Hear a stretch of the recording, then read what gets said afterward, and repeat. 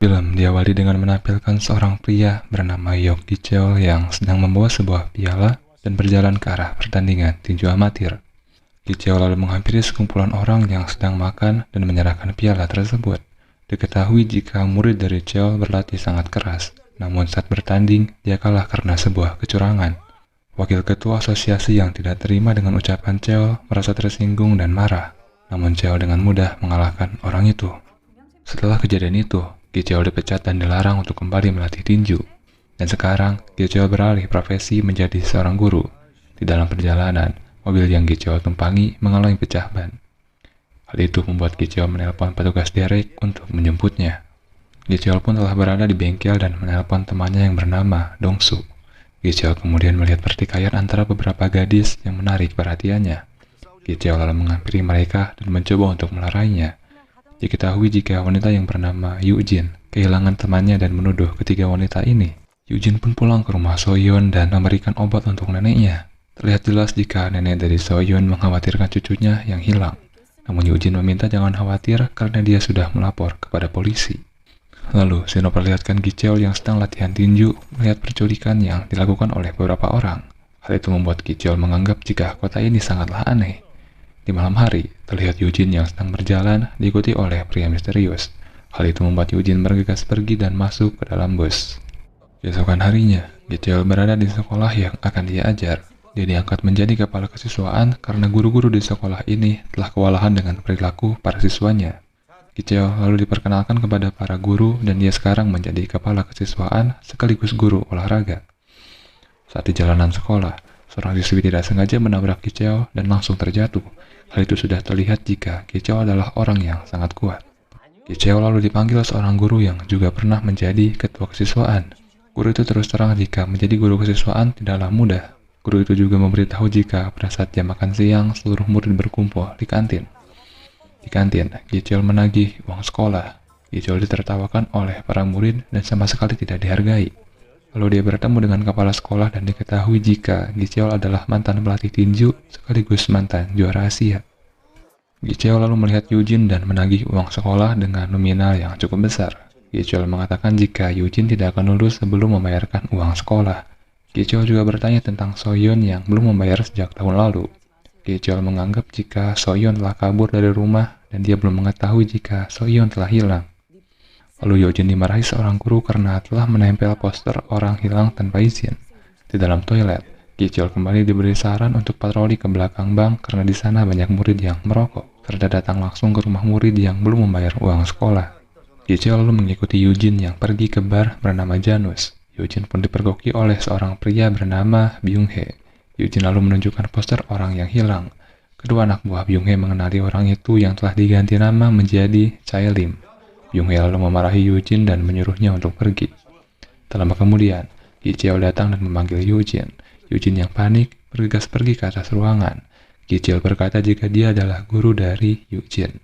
Tak ingin ada keributan, Gi-cheol lalu membawa Yoo-jin bergegas pergi dari tempat ini. Gi-cheol memberitahu Yoo-jin jika kasus macam ini harus diselidiki secara cermat terlebih dahulu. Lalu mereka menanyai seorang wanita yang berasal dari Janus. Namun wanita itu mengaku tidak kenal dan menyuruh untuk bertanya kepada seseorang yang bernama Madame Sewell.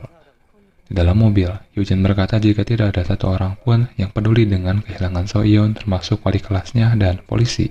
Gi-cheol menenangkan Yoo-jin dan berjanji akan berbicara dengan polisi yang ia kenal. Yoo-jin meminta untuk diturunkan di pinggir jalan. Saat Yoo-jin berjalan, dia melihat sebuah mobil yang mencurigakan melaju pelan di sampingnya. Rasa curiga, Yoo-jin pun mencari ponselnya guna melakukan sesuatu. Namun seorang pria misterius berlari ke arah Yoo-jin dan langsung menangkapnya. Di dalam mobilnya, Gi-cheol menemukan HP Yoo-jin yang tertinggal. Dia pun pergi ke tempat Yoo-jin diturunkan. Gi-cheol melihat Yoo-jin yang pingsan dan orang misterius. Melihat sebuah mobil melaju ke arahnya, pria misterius itu bergegas pergi meninggalkan Yoo-jin. Yoo-jin lalu dibawa ke rumah sakit. Di sana terdapat ibu Yoo-jin dan beberapa polisi. Para polisi itu berjanji akan menyelidiki kasus ini. Lalu Gi-cheol menghampiri Dong-so dan berkata jika para polisi itu berbau alkohol. Dong-so berkata jika semenjak pemilu, para kepolisian menjadi bungkam. Namun Gi-cheol diminta untuk tidak perlu khawatir karena kepolisian akan menyelidiki kasus ini. Keesokan harinya, Gi-cheol mendatangi rumah So-yeon dan meminta neneknya untuk menyetujui formulir kehilangan. Gicheo lalu menyerahkan formulir itu kepada Dongsu dan menyuruh untuk membuat laporan. Dongsu berkata jika Gicheo tidak usah melakukan hal yang sia-sia.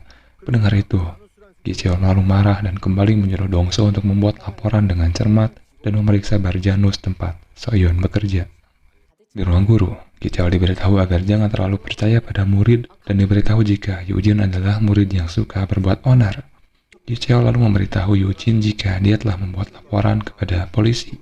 Yujin menegaskan jika tidak ada gunanya melapor pada polisi di kota ini. Gicheo lalu melihat asap yang keluar dari jendela di toilet wanita. Dia pun bergegas ke toilet dan menyuruh murid untuk keluar dan menyerahkan rokoknya. Di dalam toilet wanita itu, Gicheo menemukan sebuah kamera tersembunyi.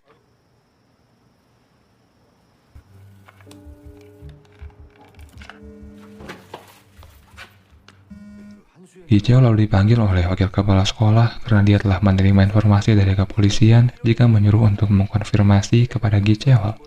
Gicheo dimarahi karena telah dianggap membuka aib sekolah hanya karena seorang murid yang kabur. Di ruang komputer, Gicheo mengecek rekaman dari kamera yang dia temukan dan orang di balik semua ini adalah seorang guru pria yang duduk di sebelah Gicheo di ruang guru. Gicheo pun menuju ruang guru dan menemukan sebuah baju yang terkena cat. Dia juga melihat laptop Kim yang tertancap sebuah flash disk. Di dalam laptop Kim terlihat Yujin yang mengirim pesan, dan juga percakapan antara Kim dan Soyeon. Merasa khawatir dengan Yujin, Gicheo lalu menelpon Yujin yang kini berada satu mobil dengan Kim. Gicheo memberitahu jika jangan pergi dengan Kim karena dia orang yang cabul. Gicheo juga memberitahu jika Kim menyebut Soyeon semalam sebelum menghilang. Gicheo meminta untuk mengatakan lokasi Yujin berada. Namun masalahnya, kini Yujin sedang bersama Kim. Gicheo lalu menyuruh Yujin untuk mengetikkan lokasinya. Di dalam perjalanan, Yujin merasakan keanehan karena Kim mengambil arah yang salah. Namun Kim berkata jika dia akan mengambil sesuatu terlebih dahulu di rumahnya. Yujin melihat gantungan kunci yang berbentuk kupu-kupu dan mengetahui jika itu hewan kesukaan Soyeon. Dia pun bertanya tentang Soyeon. Namun Kim malah emosi dan memukul Yujin. Yujin pun terbangun jika dia telah berada di rumah Kim dengan keadaan terikat dan mulutnya ditutup. Gicheo yang telah sampai di rumah Kim memanggil nama Yujin. Mendengar itu, Kim menjadi panik dan menyeret Yujin. Namun untungnya, Gicheo telah masuk ke dalam rumah dengan cara menghancurkan pintu dan menolong Yujin.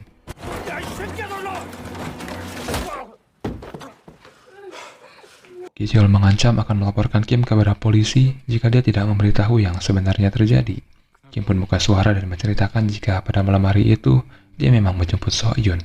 Namun Soyeon meminta untuk diturunkan karena ada seseorang yang akan menjemputnya. Namun pada malam itu, Kim tidak benar-benar pergi, melainkan kembali karena merasa cemas. Dia pun masuk ke dalam toilet dan menemukan HP Soyeon. Kim meminta Gicheo untuk mempercayainya karena dia berkata yang sebenarnya. Tak lama kemudian, polisi datang ke rumah Kim karena Yujin membuat pengaduan. 제가 신고했어요. Kim pun kini dipenjara. Gicheo meminta detektif untuk mengecek ponsel Soyeon. Namun detektif itu malah menyuruh Gicheo untuk pergi dan dia sendiri akan memeriksanya. Di luar kantor, Gicheo bertemu dengan Dongsu dan menyuruh untuk memeriksa ponsel Soyeon. Gicheo bertanya tentang laporan kasus yang kemarin dia minta, dan ternyata Dongsu belum membuat laporan tersebut. Hal itu tentu membuat Gicheo emosi dan menganggap jika kepolisian di kota ini sangat aneh. Detektif lalu menelpon bos dari Barjanus yang bernama Kim Seon-kyu dan memberitahu jika Gicheo memberikan bukti baru tentang kehilangan Soyeon. Dengar itu, Seon-kyu menjadi sedikit khawatir. Seon-kyu melaporkan masalah ini kepada atasannya dan langsung dimarahi. Dan rupanya, masalah ini merupakan masalah yang besar bagi organisasi mereka. Keesokan harinya, para guru dihebohkan dengan sebuah berita yang menampilkan Kim beserta kesalahannya. Gicheo lalu dipanggil kepala sekolah dan diberikan sejumlah uang agar tidak kembali mengungkap kasus Soyeon. Gicheo lalu ditelepon oleh Dongsu jika dia mendapatkan sebuah kabar. Gicheo pun bergegas pergi dan sampai di sebuah jembatan. Di bawah jembatan itu terlihat tim medis yang tengah mengevakuasi sebuah jasad. Diberitahukan jika jasad tersebut adalah jasad dari Han Soyeon. Dongsu lalu kembali ke kantor polisi dan mengambil ponsel Soyeon yang detektif simpan. Namun hal itu terekam kamera pengawas dan dilihat langsung oleh detektif. Dongsu memperbaiki ponsel tersebut sampai kembali normal. Dongsu juga melihat panggilan terakhir dari ponsel itu. Dalam panggilan, tertulis nama bos Janus dan mengirim pesan kepada seorang wanita yang bernama Isewol. Informasi yang ia temukan itu langsung diberikan kepada Ki Cheol. Setelah memberikan informasi, tiba-tiba seseorang menyerang Dongsu dan mengambil ponsel So-yeon. Setelah mendapat kabar itu, Ki Cheol lalu masuk ke bar Janus. Kehadirannya diketahui dan langsung diinformasikan kepada bos Janus. Di dalam bar, Ki Cheol bertemu dengan Madame Seul. Ki Cheol meminta Madame untuk membuka suara tentang kejadian di malam itu. Pada malam hari itu, So-yeon bekerja di Janus seperti biasanya. So-yeon lalu bertemu dengan kepala sekolahnya dan meminta izin untuk pulang terlebih dahulu karena neneknya sakit. Namun dari belakang, komisaris datang dan mengajaknya untuk pergi. Tak lama sejak itu, terdengar suara teriakan komisaris dari dalam kamarnya. Hal itu dapat dipastikan jika So-yeon menyerang komisaris dan melarikan diri. Madam juga memberitahu jika orang yang terakhir melihat So-yeon adalah So-guk. Sementara itu, So-guk dan anak buahnya telah siap dengan pemukul dan masuk ke bar Janus. Ki Cheol yang melihat itu langsung mengajaknya untuk bicara. Namun, anak buah dari So-guk secara tiba-tiba menyerang Ki Cheol. Ki Cheol yang merupakan mantan juara dunia dengan cukup mudah mengalahkan semuanya, termasuk Guk yang menyerangnya dengan pisau.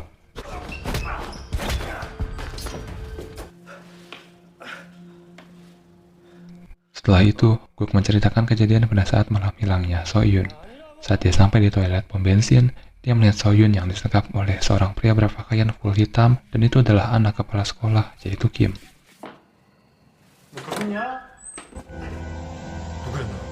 Kejadian serupa terjadi pada Yoo-jin saat di toilet rumah sakit. Ki Cheol lalu ditelepon oleh Dongsu dan menceritakan jika ponselnya hilang secara tiba-tiba, dan juga memberitahu jika semalam Kim telah dibebaskan. Ki Cheol lalu menerima informasi jika Yoo-jin telah hilang dari rumah sakit dan teleponnya tidak aktif. Yoo-jin pun tersadar jika dia berada di sebuah ruangan yang dipenuhi coretan dan Kim berada di sana. Kim terkejut dengan suara yang menggedor pintu, dan ternyata itu adalah ayahnya. Di lain tempat, Ki Cheol mendatangi rumah Kim dan mencari Yoo-jin. Dia menemukan gambar sebuah ruangan beserta alamatnya. Di dalam ruangan itu, ayahnya Kim yang bernama Ki Tae mengatakan jika dia telah membunuh So-yeon yang pada saat malam itu masih hidup. Kim bertanya kenapa ayahnya tega melakukan hal itu. Ki Tae menjawab jika ini semua demi dirinya dan mengaku telah muak dengan Kim. Kim pun dipukuli sampai pukulannya terhenti karena Ki Tae mendengar sebuah suara dari dalam lemari.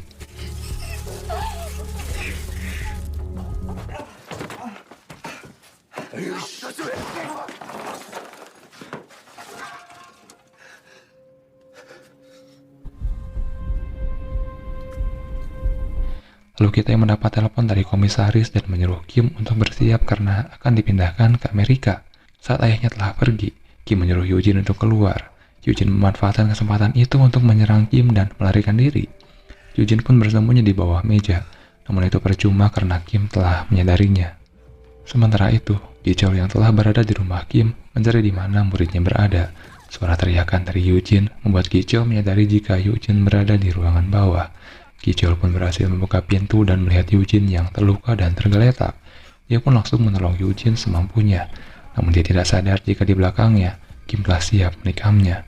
Ki Cheol pun tertusuk, namun itu tidak cukup membuat Ki Cheol tumbang. Ki Cheol kembali bangkit dan menghajar Kim sampai memohon ampun. Namun, saat Ki Cheol lengah, Kim memukulnya dengan batu yang membuat Ki Cheol emosi dan menyerang Kim sampai tak sadarkan diri.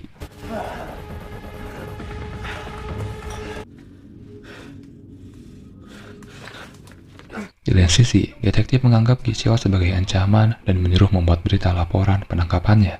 Sementara itu, Ki Cheol berhasil menyelamatkan Yoo-jin dan membawanya ke rumah sakit. Di perjalanan, Ki Cheol mengemudikan mobil sedikit ugal-ugalan karena efek hantaman yang Kim lakukan. Yoo-jin lalu memberitahu jika yang membunuh So-yeon adalah kepala sekolah Kim Ki Tae. Di rumah sakit, Ki Cheol melihat berita jika Kim Ki Tae telah terpilih menjadi gubernur. Sementara itu, Ki Tae menelepon komisaris dan memberitahu jika dia telah terpilih dan mengajak untuk merayakannya. Namun di perjalanan, Ki Cheol dengan sengaja membuat Ki Tae kecelakaan sampai menabrak sebuah tiang. Ki Cheol lalu berjalan ke arah Ki Tae dan menghampirinya. Lama kemudian, polisi pun berdatangan.